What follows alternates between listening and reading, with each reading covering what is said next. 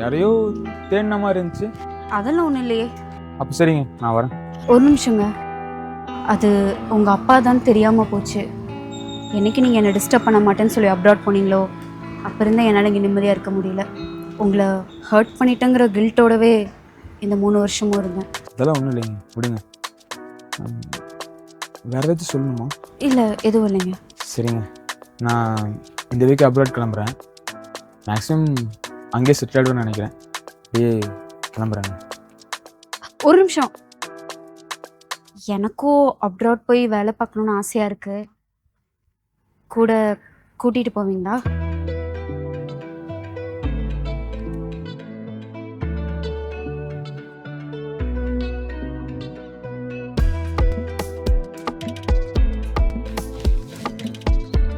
சதீஷ், இல்லாட்டி நான் ஒன்று சொல்கிறேன், அதை நீ செஞ்சினா உன் லவ்க்கு வேணா ஓகே சொல்கிறேன்.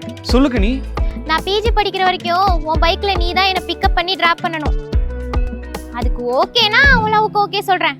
ஓகேவா? ஓகே. என்ன மிருதுலா சொல்ற? 3 வருஷம் கழிச்சு வந்தா என்னை ஏத்துக்கிறேன்னு சொன்னல, என் வீட்டுக்கு வரேன்னு சொன்னல, இப்போ முடியாதுன்னு சொல்ற. ஆமா, அன்னைக்கு நீங்க வரும்போது எனக்கு பிடிச்ச முறுக்கு ஸ்வீட்லாம் வாங்கிட்டு வந்தீங்க.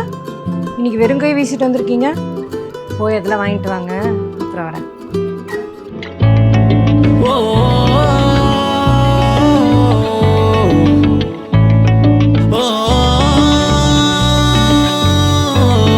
முதலாய் உனதழகை பார்த்தேனே, மறுகணமே என மறந்து போனேனே. வா மேகமே தூரமே போவோமே, காதோரமே கதினூறுமே கது போமே. உன்னாசையே என் ஆசையாய் சேர்ந்திடுமே. ஃபுல் வீடியோ பார்க்க கீழே இருக்க லிங்கை கிளிக் பண்ணுங்க.